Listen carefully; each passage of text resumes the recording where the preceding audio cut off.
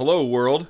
It is Monday, May 22nd, 2017, and this is the Monday Morning Analyst. I am the host of this podcast. My name is Luke Thomas. Thank you so much for watching. 3 parts to the podcast. As always, we take a sort of a quick overview of what happened in the weekend previously. We go in depth on something with a little bit of multimedia assistance, and then take a look at what's coming up in the week ahead. So without further ado, 2 events to talk about: Bellator 179 and Invicta 23, which I failed to preview last weekend, but I promise I'll get to at least a little bit of that today. By the way, on my personal YouTube channel, I did a Bellator 179 post-fight show. You can check that out right up here. I'll post that link. I'll have a lot more in-depth thoughts. I went for about 45 minutes just on that main card. So not going to get to everything with that here. I try to keep this a little bit more contained. But if you want some more detailed analysis, you can head over there. All right? Okay. Bellator 179 took place at the SSE Arena in London, England, with an attendance of reportedly 11,872, but that is in dispute, although it looked to be moderately full in the end. In the main event, Rory MacDonald defeating Paul Daley at 145 of the second round via rear naked choke. Boy, you can't say enough good things about this. I really feel like Bellator handled this exactly right. I feel like Rory's team handled this exactly right. I feel like Rory handled it exactly right. I mean, this is about as perfect as you can get in mixed martial arts for a guy coming back off a fairly long layoff who had a rough patch prior to that long layoff. I believe in the power of rehabilitation. I believe in the power of making it possible for an older fighter, not an older fighter, but a guy who's got a lot of miles on him, with the appropriate kind of matchmaking and time off, to recapture old glory. He's only 27 years old, and I think that this was exactly right. He was kind of, hanging on by a thread there a little bit in the end of his UFC run, obviously with a nose problem, and I think he was just, the general malaise you see over there. He had it as well. They were patient with his return. They gave him a guy in Paul Semtex Daley who is very dangerous, but if you can put him on the ground, it's not that he's not dangerous there, but it's a much more manageable affair. I wouldn't call this exactly a tune-up contest. That would not be very fair to Semtex, but it's a very manageable one given certain strategic efforts, which they enacted perfectly. They took him down in that first round. They struck with him just a little bit. They didn't take a step back. I thought Jimmy Smith, the commentator, had just the right analysis about, whether you would have seen some old scars showing through on Rory, and you didn't. He really got back to work, but he fought in a way that was not risk-averse. It was still offensive, but it was still, again, in keeping with those strategic goals that would keep him safe for this first time back. And in that first round, they didn't really push the effort too hard, just enough to sort of test the limits, feel them out, get a little ground and pound in there, get your skills warmed back up again. And in that second round, really pressure pass, really kind of stick it to him, really make him pick his poison, which is exactly what they did. And you see, and I'll go over this in the second segment, the way in which he was able to force Daley to make bad choices, or even merely watch Daley make bad choices and then take advantage of them. That's why Rory MacDonald won. And just how everything was measured and precise, you just have to take your hat off to everyone. Everyone handled this really, really well. I think this is a success story. I don't know what's in store for Rory MacDonald. I know he's going to get a title shot against the winner of Bellator NYC's Lima versus Larkin bout, and either one of those bouts is going to be tremendous. But I think the lesson here for me is, I don't know why we have this view in MMA where rehabilitation has to come on the back of some kind of Herculean effort despite the matchmaker assistance. Again, Paul Semtex Daley is a very good fighter and a very decorated champion, but it's the right kind of matchmaking. Putting it in London, yes, was very smart, but also, Semtex is what, top 10-ish, 15-ish, somewhere like that among welterweights in the world. And Rory is, a guy who I think we all think is top 3, top 5, if not presently, certainly potential. And there is obviously a big gap on the ground in skill. That is a really smart way to bring a guy back. It's not a tune-up fight, but it serves some of the same purposes. It still gives you all that danger of the real fight that could go down, but nevertheless gives a guy a chance to get back on his feet. A chance. That's all it is, just a chance. And he took advantage of that by making smart choices, and you could tell he game planned for a lot of what Semtex was going to do and handled it really well. I take my hat off to everyone involved there. All the way from Rory to the matchmaking to his corner, everyone Everyone handled that very, very, very, very intelligently, and I believe it's a success story, and I'm not sure how anyone can see otherwise. And how many weapons does Rory MacDonald have? My goodness. You just got reminded of what a potent force this guy is. 27 years old, and he is back, ladies and gentlemen, and looked great. We'll see how he does against the winner of Lima versus Larkin, but you got to feel good about his return. You really do. Linton Vassell defeating Liam McGeary arm triangle at 2:28 of the third round. Boy, Liam McGeary just seemed out of sorts, didn't he? I'm not saying Linton Vassell wouldn't beat him on a different day, but as I said on my post-fight show, it just felt to me like, what do you want to say? He just looked unprepared. Someone told me they had seen him in Dallas the weekend of UFC 211. If that's the case, I'm not sure why he was there. You know, he does reside stateside, so it's not like it was a huge trip to go from New York City, where he lives. I think he lives in Brooklyn. But, you know, nevertheless, what priority could he really have had? I mean, Linton Vassell, I think, has his limits, but he has his strengths too. In control, I'm not surprised he was able to get takedowns, but the guard play of Liam, it just didn't seem dangerous enough. The recapturing of any attempted passes wasn't really there.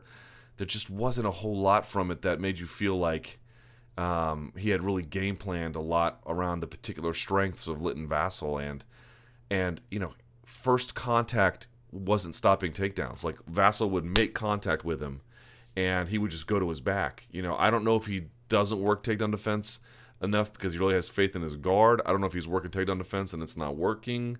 I don't know what the disconnect is there, because Liam McGeary obviously is a very potent striker and does have a good guard, but it just felt like to me that he was underprepared for this one, and he paid for it, man. Linton Vassell, you know, we've seen him come up short a number of times, but you can also tell this is a guy that sticks to what he's good at and executed on his strengths.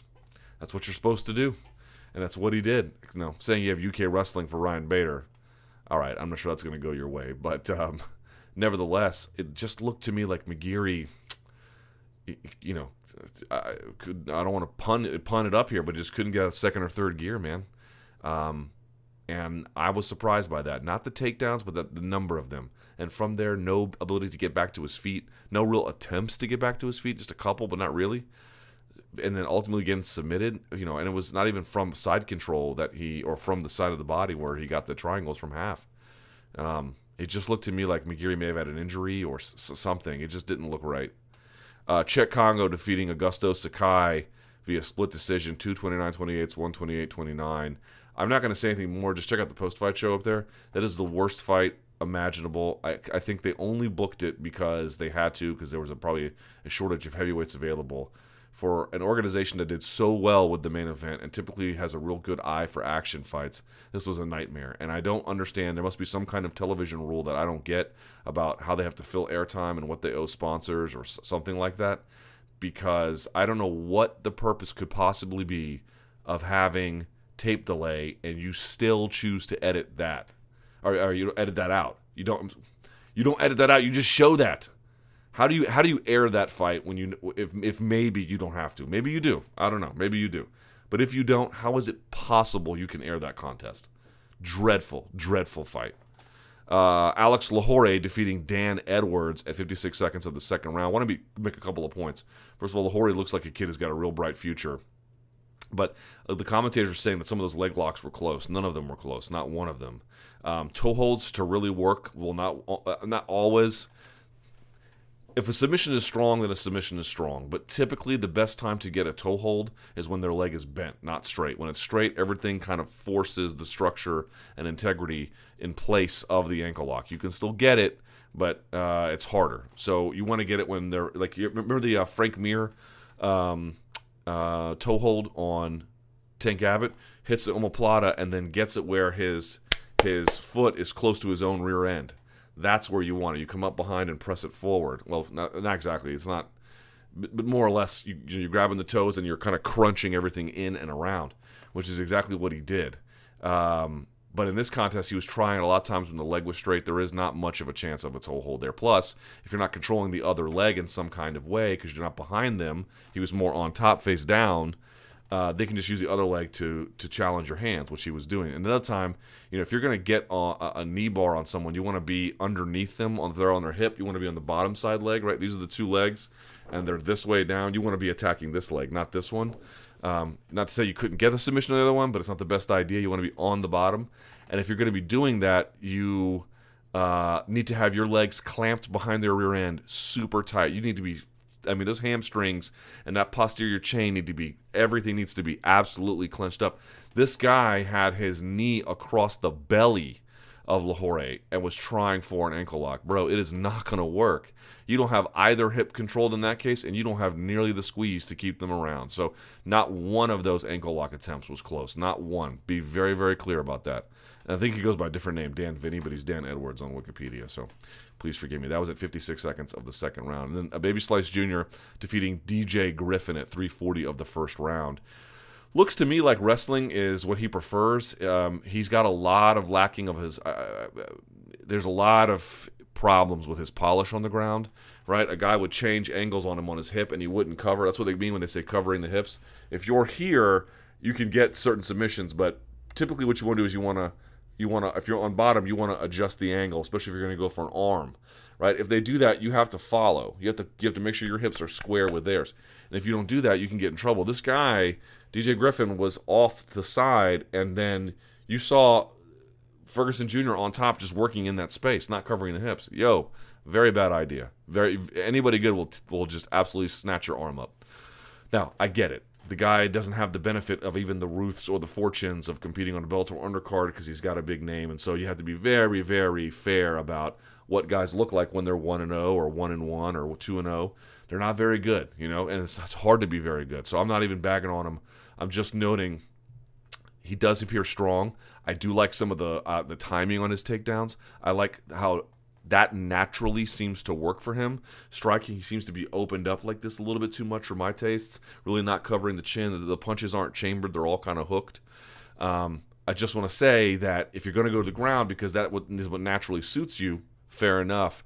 But that's a big no-no. That's a huge no-no. That is easy to fix, easy to remember, and needs to be shored up right away because anyone who's got any kind of an arm bar, even certain triangles you can get that way, you got to be very, very careful. And I think something to keep in mind. By the way, this kid from the undercard, Fabian Edwards, whoa. He had a double knee, knocking out Rafael Serdrowski at 3:44 of the first round. He is nasty. Looked like a totally effortless striker. Really, really amazing stuff from him. If you want more thoughts about that card, again, my post-fight show, I've got a ton of different things to say about it. Also, before we forget and get out of here, I've got to talk about Invicta. I forgot. I mean, I'll be honest, I sleep on Invicta like a lot of you guys do, right? So, but I watched this card. Not going to go through every single one, but this took place at the Scottish Rite Temple in Kansas City, Missouri. Aired on Fight Pass. By the way, really great job by that Invicta team. I think the duo of Kedzie and DeSantis work. DeSantis has really come a long way since the Tachi Palace days. A very, very good play-by-play commentator. Laura Sanko, excellent as your roving reporter and sort of in-ring interviewer. And, you know, guys, Joe Martinez, I think, is the best announcer in maybe even combat sports, but certainly MMA. He's my favorite. So a great team that they did over there, and a great job that they did anyway. Okay, so for this, not going to go through all of these, but I'll go through some of them. Agnieszka, I think it's pronounced Nijvic, defeating Vanessa Porto 29-28. Let me say something about the women that I've watched here. By the way, this is a great flyweight showcase, this card generally. Like, you can see a lot of these women are going to end up in the UFC in this flyweight division, and good on them. Something that sort of occurred to me, the wrestling in women's MMA needs some work relative to the men's game. You see a lot of those head throws, and all of them are bad. They're just not executed as competently as they could be. But what's interesting to me is that the guard play in women's MMA, I think, might end up being better and certainly different. Women are naturally, I think, my experience has been that women are naturally a little bit more flexible, a little bit more limber. And what you see from the guard play in women's MMA is that there is, you know, you don't have as many like just black belts in there as you would on the men's side. Again, and I only think this is a matter of time before that changes. But as it stands, what you do see is you see a lot of higher guard play, like literally physically higher on someone's body. You see people in the competitors' women's MMA a little bit more natural to play it. Part of that simply might be that they play that because the wrestling skills are still developmental in terms of, you know, being on par with the men's side. But I also wonder if even as that side of the game fully matures, which again is going to be inevitable, I wonder if you might see a little bit more guard play because of how flexible and the kinds of positions they can get themselves into that even really good black belts who just don't have that kind of game can't, in the men's side can do. It's something to keep your eye on. Let's see how the guard develops in women's MMA, even as wrestling develops. I have a hunch you're just going to see more guard play there because they're naturally going to be a little bit more suited for it on balance. Just something to keep in mind. Again, Agnieszka, I think that's how you pronounce it, Nijević, defeating Vanessa Porto. Really great contest. Boy, Nijević, unbelievably great timing on her doubles and her trips and her takedowns generally. Wow, perfect. Now, she was getting torn up by Porto on that lead leg, both inside and out, but I got to say I was very, very impressed by that. Even had a triangle, but, you know, again, there's a little bit of polish and refining the end of that and the finishing skills of that. Couldn't quite come by it. But clearly somebody who just has all-around great movement, great jab, a very competent striker, a little bit more of a boxer, Porto a little bit more of a Muay Thai striker, but in the end, the mix of those takedowns and I think the offensive pressure, and by the way, always sort of finding the center again, she was really good about that, a great job by her. How about Roxanne Modafferi beating Sarah D'Alelio? Now, the fight was stopped a little early, I think it was in the infamous Mike England again, but in the end, D'Alelio didn't really protest, so it's hard to get too upset about it. I thought it was a little bit early, but Modafferi, you know, gets rocked right off the top, comes back, gets and in turn puts hands on D'Alelio right down the middle in combination, and over there from there just overtook her with better jiu-jitsu. Again, a little bit of trouble finishing stuff. You know, she would throw up a triangle and not quite get it. She got slammed out of a couple of arm bars, but the initial entry was real nice. The initial pull-up was real nice. Taking the back, you could just see, man, her game has come a long way. Making good decisions even when she got hurt, not panicking, a very veteran fighter you saw. And in the end there, just the pressure passing of Roxanne Modafferi, that's what was really impressive to me. A lot of times in MMA, in the gi game or even the no-gi game, you can get guys who are real good about pressure passing. Pressure passing is hard to come by in MMA in the same kind of way. It's a very important style. It's just hard to do sometimes because it takes a lot of refinement to learn how to properly balance. A lot of times what you see are some of the more basic pressure passes, which really aren't even pressure passes. You see a lot of knee cuts. You see a lot of almost mobile passing. And mobile passing, I think, is problematic in MMA, even if it's more common because you don't control the other person. What I really liked from Roxanne Modafferi here was she had hardcore pressure passing, bro.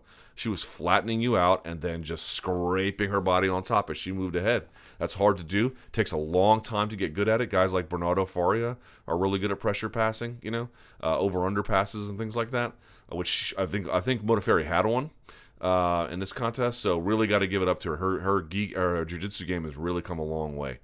Herika Tiburcio, I always get her name wrong, defeating Tessa Simpson. I thought the right person won there, just did a little bit more, very evenly matched, but between the takedowns and the striking and the stalking, frankly, of the Brazilian, I think the right fighter won. Kelly Fastholtz defeating Elizabeth Phillips. I don't know what's happened to Elizabeth Phillips. I thought she had a lot of promise when she went to the UFC. She was getting backed up the whole time here. She didn't have a whole lot of answers for separation in the clinch. She was letting Fastholtz, have you pronounce it, strike first and then answering, but she was always at the wrong end of distance. She had a couple of decent moments there, had a good takedown late in that third, but, you know, just let a person take the fight from her without necessarily doing a whole lot. I didn't understand that at all. KGB, Andrea Lee defeating Liz Tracy, split decision. Liz Tracy got a couple of takedowns and was able to get on top and do a little bit with it, but really you could tell that the more athletic, more well-rounded fighter to me was Andrea Lee, busting her up in the clinch. She had pretty well-rehearsed takedown defense.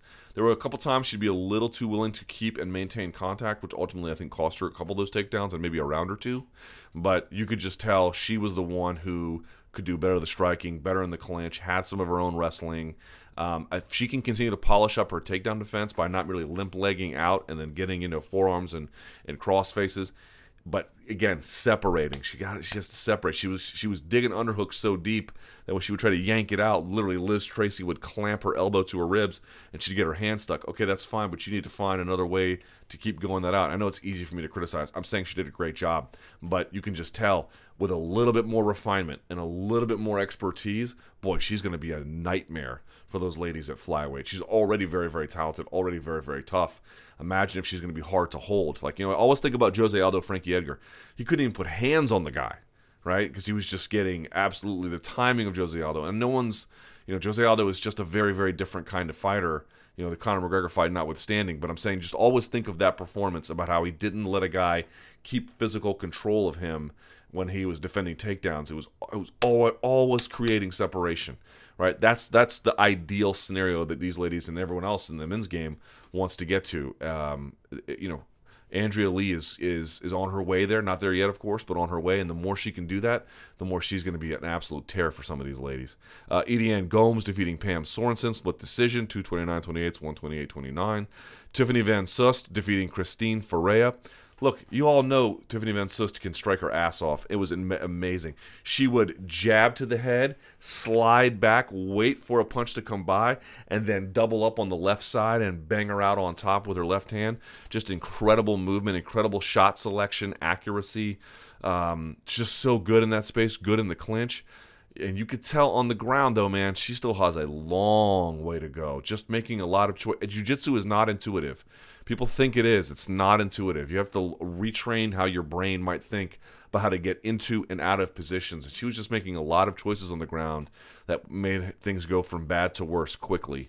So I know she's working on it. You can tell she's a hardworking athlete. Her striking was, I think, the best of anyone on that card by far. But the jiu-jitsu game, man, really, really, really, really, really needs some work. I'm glad she got in the win column finally, but they're right to keep matching her up with strikers because she's still a developmental project, to say the least. And then Cheyenne Rincon defeating Brooksy Bayard, 30-27 and 229-28. Okay, with that out of the way, let's do this. How did Rory MacDonald beat Paul Daley? Through a number of different things, but predominantly, I would say great takedowns, great passing, good just timing and awareness, and a little bit of aggression and roariness too. I break all that down in the next segment. Let's watch that now.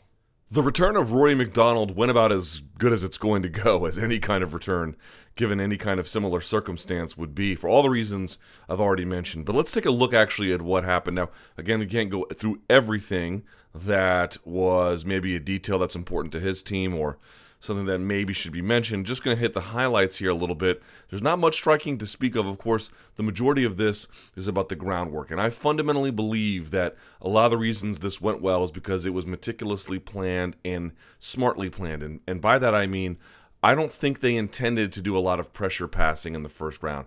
I think they just intended to put the heat on, let Rory get around under him, but in a controlled environment where he has a substantial edge, where you know the guy underneath is going to be really defensive and limited in what they can be capable of threatening you with, which I think is really, really smart. And then the second round, come out and really, really sort of stick it to him. So to me, the highlights in this, you'll see I think there's a punch that they had planned that they thought was really going to work. I think more than that, Jimmy Smith, as I mentioned before, had some great analysis about how he never backs up. To me, it's the big winners here are the pressure passing and the takedowns off the single leg from Rory. Really, really, really, really strong stuff. All right, so let's take a look at these slides if we can. Here we are. They're facing off. This is the beginning. Look who takes center.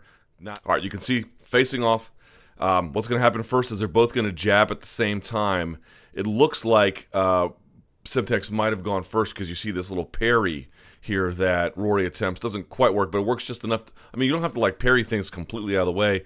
You just have to, get it just off so that it maybe scrapes you or, just hits your ear or something to just really take the majority of the damage off of it. He does that and then returns fire. But here's the best thing about this. This may have been some kind of range finder or just wanted to throw one jab out. But the problem is Semtex doesn't move afterwards, and Rory does. Here's what he does. He actually doubles up on the jab immediately afterwards, and he throws this punch, and I love this punch because it kind of comes up and then straight down while hooking around the side.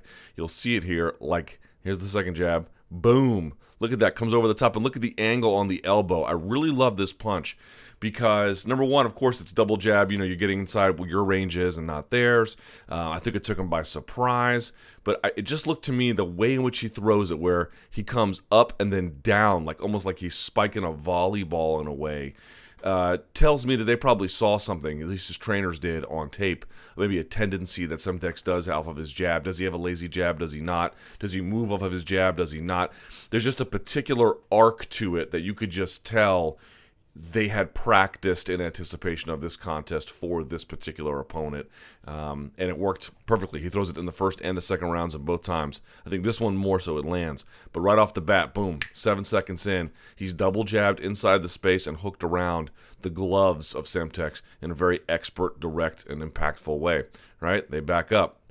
He backs up, and then you see what he does is he'll actually come forward. He gets behind his black line for a second. He comes forward. Rory never really surrenders territory. So what does he do? Boom, goes to that single leg. And you can see automatically, Semtex has some decent takedown defense. You see him try to get an elbow in between and maybe a whizzer on the opposite side. All right, so first he backs Semtex into the fence. What's he going to do? What Rory is going to do is he's going to ultimately take him to this left side, the same side as the leg. Why? Because there's nothing on the outside to help block.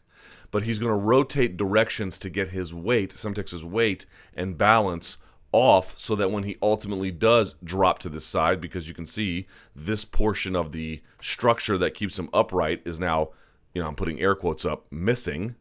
But he can't just do it automatically because he may not be able to get the kind of weight necessary, the kind of pressure, the momentum. He's going to turn him one way and then turn him the opposite way once he feels like he's got the guy in the appropriate position. So here we go. You can see what he's got here. You can see he's got head pressure digging into Semtex. He's going to pull him away, and he's going to rotate. Let's see which way he's rotating here. He's going to rotate, it looks to me, clockwise, right?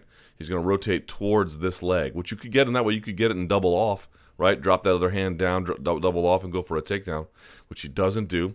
Now he's got his weight bent over this way. I think what Semtex is trying to do with that right hand is grab behind the elbow, pull the elbow away from Rory. That, of course, we've talked about it a gazillion times. If your elbows are away, you're a lot less strong. I think it's what he's trying to do, challenge the integrity of the clamp that Rory is putting on him, right? So here's Rory still rotating in that same direction, all right, kind of clockwise. Here's Semtex trying to pull his head up off, which works for a second, but not enough because he digs it right back underneath. Semtex just can't keep his hands off of that clamp long enough. He really wants to challenge that. Now you can see which direction they're going. It's sort of changing direction side to side here. Now he's sort of going this way, right? Semtex gets his leg outside, and that's what you would want, ideally. You want to have your leg on the outside because it acts as a blocking mechanism for being able to get dumped on that side. And, of course, he's got this, he got one hand here on the forearm, and he's got this kind of like bizarre overhook. That one, I don't know how much value it is. I would think it'd be better underhook, but, coaches might vary on that a little bit. In any case, here he is trying to get his foot to the ground. This is better. This is super better. Plus, you got that whizzer on that same side, right? So he's fighting it. You got to give credit to Semtex. He's fighting it. So Rory, what is he going to do? He's going to pick that leg up to off-balance him, right? Because what does Semtex want to do? He wants to stand, right? That's what he wants to do. You want to be standing. You don't want this taken in underneath and then swept to that side. So Rory, sensing that that leg is down, is just going to pick the whole thing up and tilt him like a kettle towards that direction, head first. Boom, that off-balances him. Now that allows him to be turned again, even with that leg on the outside, right? Which he's doing. Boom, puts him back in motion. Sending him towards the post leg, right? And then what's he going to do? He's going to get a little lower on him and then just switch directions. And this is what should tell you what happened here, right? Rory, Semtex does have that outside leg on the outside, right? That's what you would want. But I think the difference is here, number one, remember he was switching directions on him, right? So he gets that, there's the leg out there. You can see he actually extends it past. But the difference here is that Rory is going to get in on his space, separate the legs even further, and then push him backwards like that direction while rotating him that way. So even though it's on the outside, look at the head, right? The head is in the chest. So that is sending pressure that way. You can see, look at Semtex. He's almost sitting like a one-legged, split squat or something. So that's what's happened here. So Semtex did a lot of the right things. He's got overhooks. He's challenging grips and clamps. But the problem is the direction switching enables the balance that Semtex needs to be challenged so much that it doesn't ultimately matter. Pretty great stuff from Rory. He had to fight for it. He had to switch directions a number of times. He had to challenge a lot of different defensive maneuvers, from getting his chin raised to the leg on the outside. But he finally gets it because ultimately he switches directions, goes to the empty side, as I call it, and then does that at the same time because of the direction switch, going backwards and turning. That's how he gets it to go. It's just turning side to side may not be enough. But if I can turn you side to side, I can then also push you back. And if I can push you back during the side to side, then I can probably take you down with that chest pressure from the head. Boom, there he goes. He's going to sit to his rear end. Now, Semtex is going to try and post on that elbow, but Rory is going to cover his hips automatically. Now, there's a lot of guard play here. Well, I shouldn't say a lot of guard play. There's a lot of closed guard here from Semtex. Semtex does a lot of just trying to keep his guard closed, recapture when he has to. Not going to get to all that, so let's jump to about a minute and a half later here at 3:18 of the first round. You see that the guard opens here. He had full guard here for a long time. Rory's on this knee, right, and he now opens the guard. You can see Semtex reaching up to control the posture. Not going to work, and it's even worse because while this knee is on the ground, that knee is not, which means that sucker's going to come inside. Boop, he's going to split the guard. You can do this. This is one of my favorite ways to get a knee cut across pass. A lot of people get the knee inside, and you can see it there, and they want to cut across the thigh. One of my favorite tricks, bring it up the center of their chest and then just grind it off to the side. You may have to kick that top leg back of theirs to finish the pass, almost like a three-quarter mount on the opposite side. But you can see he does something similar. Look here. Boom, occupies that space. Just as a little side note, if you're someone trying to get a knee cut across pass, just a little side note, instead of going to this side, which he's not really trying to do the same thing, I'm just saying, put it in the center of their chest, especially with the gi. You can then take the lapel and you can drive their knee into their chest and then just grind it down the opposite way. You'll be surprised at how good that will work. Just as a side note. So I forget who, I think Tanner Rice has a video on that. But in any case, all right. So now he split the guard. Now you can't close the guard. Right? You can try, but you can't. And you can see here is Semtex trying to recapture the space. He's got a knee shield in, and he can't on this leg. Why? You might say, well, the knee is blocking it. That's partly true. It's the knee and the elbow being connected. That's what prevents this. He connects his elbow and his knee, so now Semtex can bring his leg around, but there's nowhere to connect it. He can get a De La Riva hook here, sort of, but he can't really do a whole lot else with it because Rory is blocking that space together with this. Just tight jiu-jitsu, man. Clean, positionally, just doesn't make a lot of mistakes, man. Really, really doesn't make a lot of mistakes, right? So then finally, he just drops that knee down. You can see he's going to bring his hip pressure on top of the other leg. Semtex is going to try and press it back, but he's already flat on his back at that point. Not really a whole lot you can do. You can see he's still fighting for it here. He's going to sit on top of this hook, probably collapse it, right? All right, so then now he's got half guard. I think he just wanted half guard. He was threatening the pass. I think he probably would have taken the pass if it was super easy to get, but it wasn't. So he said, okay, I'll just get what I can get here and move on. He then moves to half guard, about 3 minutes left in the first round.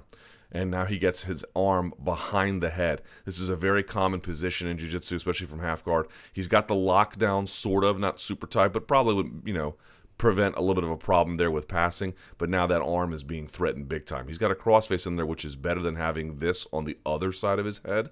That would be really bad. So it's not totally awful, but it's not very good, right? So he's testing the limits of his game, and you can see his hips are facing this direction, right? Because I'll switch them later. All right, so now he's banging on him, and you can see now he's going to hook that arm. Look, right here, right? He's going to hook that arm underneath. He's going to bang here to get him to move his hand. Let's see if it works. It does, but Semtex is now going to go for the underhook here. If you're Rory, you don't want that. You don't want them to have that underhook across your body because then they can begin to move away and take evasive maneuvers, especially since he has that outside leg. Remember, what does Demi and Maya want? He wants an underhook and the outside leg on the same side of your body. This is what Semtex is trying to get just off of his back. Okay, so here we go. Now he's got that underhook. That's not, I mean, I'm not saying this is trouble for Rory, but if this were like, let's say, Eddie Bravo underneath, that would be trouble for him. Somebody who's like an adept underhook player underneath, right? Someone who uses that underhook to sweep and uses their legs as well to control, you could get all kinds of trouble here. If you're ever rolling with a 10th Planet guy who knows a lot of 10th Planet tricks, and they've got a lockdown on the same side as an underhook, you're in trouble. You're in trouble. But with Semtex, he's so defensive here that I don't think Rory really worried about it. But that being said, you also don't want to lose control of the match. So what does he do? He takes his elbow and he's going to wrench the face down of Semtex to get his arm back around it, which he does, right? Now he's going to sit up and he's going to get his own whizzer. And you can see Semtex is doing a lot of the right things. He's trying to elevate with that same side, where he has the underhook. You can see, look at the underhook, look at the leg on the same side. He's got a lot of things going for him there. The problem is he's just been laid flat. He's on his hip, which is better than being flat on your back, but the head is down. It's going to be hard to get exactly what you want with someone with that kind of pressure. And look at the weight of Rory. His head is down. His hips are down as well. So, Semtex doing some of the right things to keep himself alive, just not exactly threatened off of his back.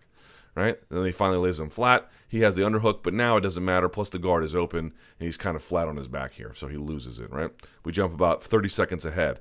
He stands from full guard, and now he's going to bang on him. And I really love this choice by Rory MacDonald. Here's what I mean. Look at him. He steps around the guard, and you might say here, because he does like a semi-chair sit. It's not a real chair sit. He doesn't sit, knee to the back of the head and stuff like that. He's not controlling him super hardcore. You would look at this and you'd say, oh, Rory's going to take his back, but he doesn't. He doesn't take his back, and I really like that choice. There's 2 minutes left in the round. It's the first fight back in about a year. You're on a 2-fight losing streak. You're in a new organization. You're still trying to get your sea legs, right? You're trying to, remember how to do this the right way. Don't overly pursue a position. So what does he do instead? I just love this. I love this. I love this. I love this. He goes to leg drag. He goes to leg drag. That is so perfect. So perfect for me. Such a controlling position. There's so many things you can do from leg drag. It's not a position you see all that commonly in MMA. You see it a lot in sport jiu-jitsu, but I think you're going to start seeing a lot more of it. He's got Semtex dead to rights here, totally controlled. If he really wanted to, there would be an easy way to take him out from here. You can do a leg weave pass. You can just threaten a lot of different ways. He goes to leg drag instead of taking the back. I love the safety, yet offensiveness of that choice. Really, really great, right? And so eventually he gets back, as Semtex tries to sort of re-guard and face him, he goes back to half guard. And you can see it's a very loose half guard, and he doesn't have lockdown. So MacDonald, just on his toes, what is he going to do? This is the Demian Maia trick. He did it on a bunch of guys. He's just going to drive his knee to the other side. Why? Number one, he can get his leg free, but it's also going to turn the hips over of Semtex. So it's everything he needs to just sort of take mount, almost 3/4 mount at this point. Now, credit to Semtex. This is technical escape. Look what he does here. Right, look at that left arm. Watch this watch this left arm here of Semtex. He's going to dig it across the hip like that. So now think of it this way: the forearm from his elbow to his wrist is on the waist, the hip of Rory MacDonald, and he's going to use that to hold him in place while he scoots his hips back just enough to re-guard to half guard, which is what he does by switching sides. You see that? Look at that. He's on one side. Pardon me. He's now going to switch to the other like that, using that elbow as a way to keep Rory's hips in place. Rory's okay with it. Why? Because he's just going to bang on him anyway. Every time Semtex gets something in the realm of a guard recovery victory, Rory MacDonald just makes him pay for it. So, and again, he's controlling everything here. And of course, now he's going to capture an arm. Let's see. Yep, just bang on him with his elbow. All right, so here he is in full guard, about 30 or so seconds left. Let's see what happens. Then he finishes the round like this. Okay, second round begins. Semtex tries a flying knee, right? Doesn't land, or maybe lands partially. Rory backs up, pops him with a jab, turns at an angle while he does it, and then lands that other punch I was talking about that kind of hooks over the top of the glove, that just kind of steams around the corner by coming up and then coming down. All right, second round, this is another favorite thing of mine. You see Rory the whole time looking down like he's going to outside leg kick Semtex. Semtex sees it, except he gets so far off the center line and raises his leg. He actually, it's hard to tell how much this lands, but it looks like it lands a little bit. It certainly catches the attention of Semtex, just like how sharp and clever Rory is. You forget how many weapons the guy has. He's got a ton of them. So this is a really important moment to remind you of that, right? But what is he going to do? He's going to wait for the 1-2, which he already ducks off the cross. His foot slides back, and he doubles here. And you can tell when you get a guy folding over your back, you know you hit them in motion, right? Always a good sign for finishing a double. And then he drives him back towards the fence. Now, credit to Semtex. Overhook, underhook. That's something to be said for that. I'd think if he's him, you want to have double underhooks, but beggars can't be choosers. So here he is, pushing him back against the fence. Same kind of thing. We're going to rotate in one direction. We're going to ultimately dump him on this side. But to do that, it's going to be hard, right? Right now, you couldn't do that. Maybe you could do a knee tap and double off that direction, but that's going to be hard too because of that underhook, right? So what's he going to do? He's going to rotate him. He's going to literally rotate him. This is the left leg that's down, right? He's going to rotate him clockwise. That's the direction he's going. If you look on top, he's going clockwise. He's going to keep going clockwise, right? But now he's going to go back the other way because look at the weight. He's kind of, again, almost squatting, right? So in the change of direction, in a split instant, I can push you backwards through that motion. Again, it's never straight. It's never just circular. It's a little bit of both at the same time, which takes a lot of practice to get going, and then he's able to sit him down on that same side. Go back and watch the details of the video or the video itself for the better details, but this is, again, it's rotating one direction to rotate back the other way, and then by doing that, getting the posture with the head, dumping everything over, and this time there was no leg on the outside to block, so it's just a lot easier to bring him down, right? Just keep that in mind. Okay, let me just look at that one more time. I want to make sure I saw everything. Yep, this eventually gets tucked in between, so it didn't even really matter ultimately. You know, you can see how it gets in between, and he just sends him over. Pretty simple stuff there. All right, and this is where it's the beginning of the end. Now you've got at least, I think, a single butterfly hook here, which he just passes. Remember that knee inside? One of the best times to pass is off the end of a takedown if you can put it together rightly. Look at it. As he goes down, he's got one butterfly hook, but look at the foot of Rory. That leg is inside. And what's he going to do? He's going to just drive it up and slide it down. Bink, just like that. He goes knee to the ground first, which is the more technical way to do it, but I'm just saying, if you really want to give someone trouble, bring it up a little higher, and then you can just drive it down, shin to ground versus knee to ground. Either way, they work pretty great. So here he is, and he takes side control, right? But it's not a full side control. Why? Because that elbow is on the inside hip there of Rory. So what does Rory do? Rory is going to come over. He's going to free his own wrist, right? And he's going to threaten with a step over, like he's going to use this to get a mounted crucifix. So he fakes this because he doesn't really commit to it. By the way, look at his head touching the mat. That'll prevent him from getting rolled over if, in fact, my man underneath bucks and bridges, which he does. But Rory's weight is already planted. Now what happens? That arm comes through to finish the bridge. Now Rory is blocking it. So now he was in side control before. Now he's in an even deeper side control. That's a deep side control. So ultimately, Semtex bails on it and tries to put both hands out in front of him to control Rory. You can see that here. That's not going to be great for him. And this is really what is just kind of amazing to me about what Rory MacDonald does. What you're going to see here in this finishing sequence is Rory puts pressure on him, but just enough for Daley to pick his own poison. You choose what you're going to do, and I'm going to take advantage of it. It's not like he's really crushing him with pressure or strikes. I mean, he is. Don't get me wrong, he is. But not like this urgent, oh my God, do something kind of way. What you just see is Rory calmly watch Daley make choices underneath and then take advantage of the technical mistakes and the strategic ones as a consequence. So watch this. Here he is. Again, anytime this guy moves in a position to try and prevent himself from being overwhelmed underneath, Rory just bangs on him, right? So here he is. He decides, I want to face you again. I don't want to turn my back away. That's not a good idea. Let me turn and face you again. And he gets that. Here he is again, digging for that underhook underneath, right? And he gets it, but he gets a knee inside. Now, people, I think Jimmy Smith on the commentary booth, and I thought so in real time too, thought this was like a bad mount take. Like, oh, I'm just going to, you don't take mount like you're getting on a horse. The best way to take mount is like you're sliding your knee across ice, and then you just windshield wiper your ankle over.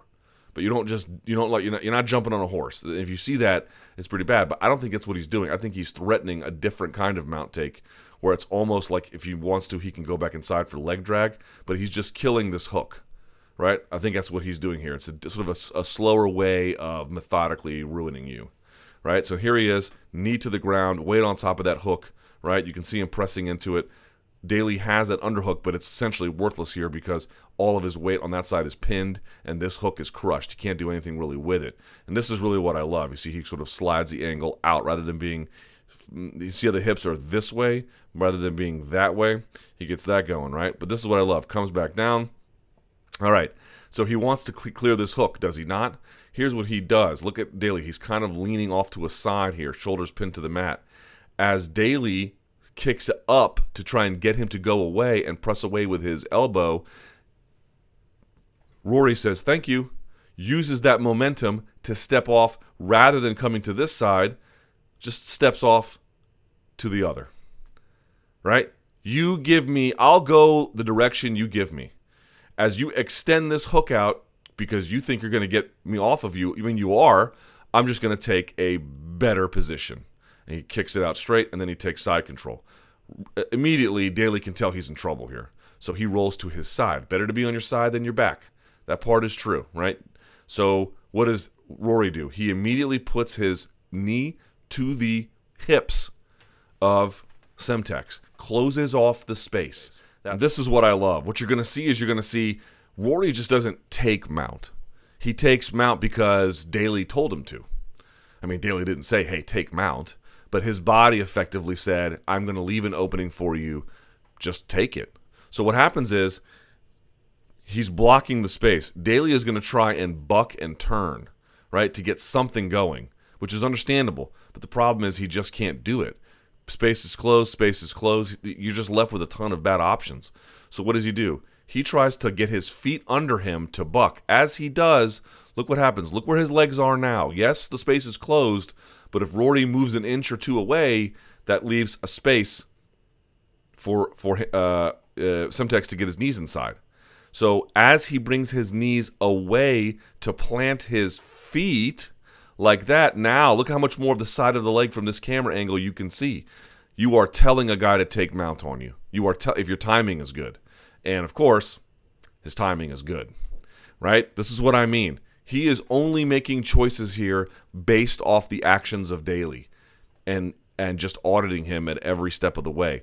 Now what you see is not a great mount here. It's okay for just a second or two, but you got to do something. So he's going to switch his base and watch. Now he's sort of sitting on top. This is a much more secure position. Better to have your feet under you than your knees. I kind of always believe it just depends. Plus, you can sit for arm bars and different things here. You're just a little more mobile if you have to be, right? I prefer it. And then watch this heel. Watch this heel here. He's going to close the space. It's a subtle thing.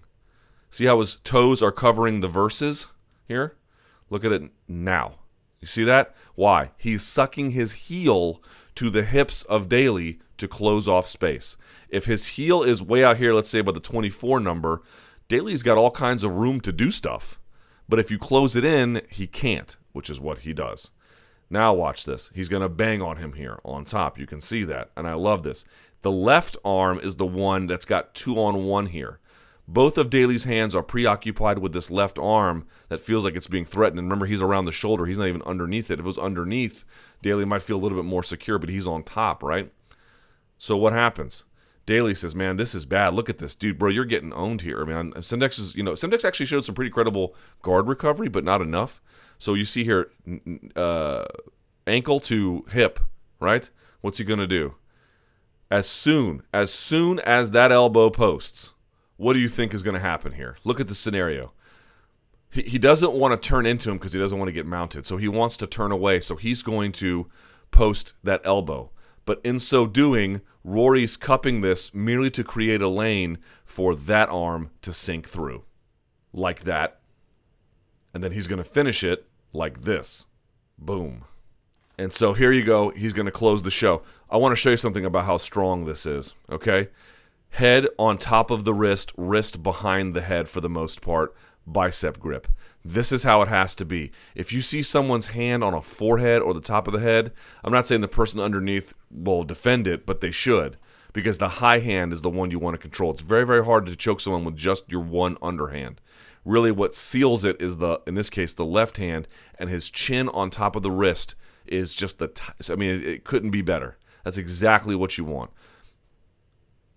And then you can see, look at this. Look at the engagement of the lats here to finish that choke. Hard, hard choke. One thing that was surprising, though, if you watch here, you look, it's hard to tell exactly, but when the right arm sneaks underneath and behind, it goes across the face and it even moves the nose. See that, how it moves the nose a little bit? I'm not sure exactly what happened. I think Semtex got caught by surprise. He had one hand under his weight here. He was defending the other hand, and by the time he got to defend it, it was too late. but I was a little surprised at how the choke got underneath. You can even see it almost across the forehead and then the nose. And somehow it slipped underneath. It must have been the speed of it. No matter what you can just tell was this was an expert performance by an expert fighter who is back on the winning track. Wonderful, wonderful job by Rory MacDonald. And last but certainly not least, let's take a look at the action in the week ahead. On Sunday, you got a rare Sunday card here. UFC Fight Night, what number is this? 109. This is Gustafsson versus Teixeira. Can't wait for this one. In the main event, Alexander Gustafsson facing Glover Teixeira in the Ericsson Globe in Stockholm, Sweden. That should be fun. Also in the co-main event, another light heavyweight contest, Volkan Ozdemir taking on Misha Serkinov. Misha's back. Looking forward to that. Peter Sabota taking on Ben Saunders, Killa B. Abdul Razak Al-Hassan versus Omari Akhmedov. Oliver Enkamp taking on Nordine Taleb. And then finishing off your main card there on Fox Sports 1, Jack Hermanson is back against Alex Nicholson. On your prelim card, also on Fox Sports 1, Pedro Munoz, the Guillotine King, is back against Damian Stasiak. Trevor Smith, Hot Sauce, is taking on Chris Camozzi. Reza Madadi versus Joaquim Silva. Nico Musoki taking on Bojan Velikovic. And then on your 2 fights on your Fight Pass card, Darren Till taking on Jasin Ayari. And then Marcin Held opens the show against Damir Hadjovic. I don't know how to pronounce these guys. They've got like 7 consonants in a row here. So there you go. Not the greatest card in the world, but certainly that main event is going to be worth paying attention to. I believe that starts on a Sunday afternoon, so be aware. If you have any questions, email me at lukethomasnews@gmail.com. New email, you can see my Facebook and Instagram have the same name as well. Facebook.com/LukeThomasNews, Instagram.com/LukeThomasNews. Go ahead and give me a like and a follow there if you do so choose. I would be very appreciative. Give the video a thumbs up, subscribe to MMA Fighting. Thank you guys so much for watching, and until next time, enjoy the fights.